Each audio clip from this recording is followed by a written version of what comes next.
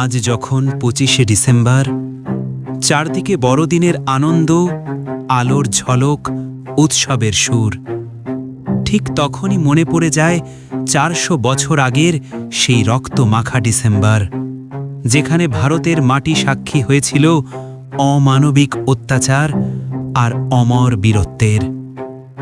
সেই সময় ছিল আওরঙ্গজেবের শাসনকাল, যেখানে শিখ ধর্মকে নির্মূল করার যন্ত্রণা চলছিল, আর সত্য, ন্যায় আর ধর্ম রক্ষার জন্য অটল হয়ে দাঁড়িয়েছিলেন দশম গুরু, গুরু গোবিন্দ সিং।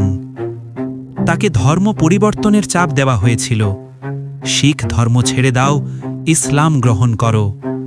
কিন্তু গুরুদেবের বজ্রকণ্ঠে উচ্চারণ হয়েছিল, সত্যের ধর্ম আমি কোনো দিন ছাড়ব না।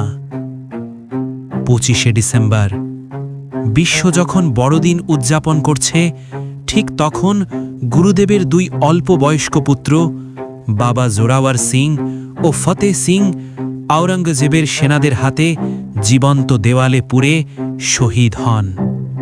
তাদের মুখে একটাই কথা, সত্য আমরা ছাড়ব না। ২৬শে ডিসেম্বর, মাতা গুজরি ঠান্ডায় প্রাণ হারান। চারদিকে কেবল অত্যাচার আর অন্ধকার, তবু গুরুদেব মাথা নত করেননি।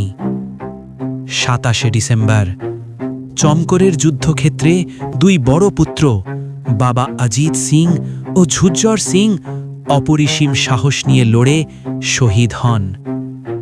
একদিনে ৪ সন্তান হারিয়েও গুরুদেব ঘোষণা করেছিলেন, আমার ৪ পুত্র বেছে, কিন্তু সত্যের পথে দাঁড়ানো লাখো পুত্র আছে।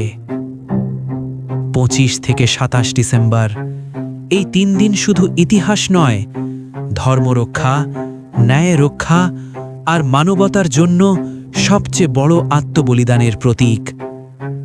আজ তুলসী পূজার আলো আর বড়দিনের আনন্দের মাঝে এই সত্য যেন কেউ ভুলে না যায়, গুরু গোবিন্দ সিং ও তার ৪ ছাবজাদার ত্যাগ মানবতার ইতিহাসে অমর হয়ে আছে।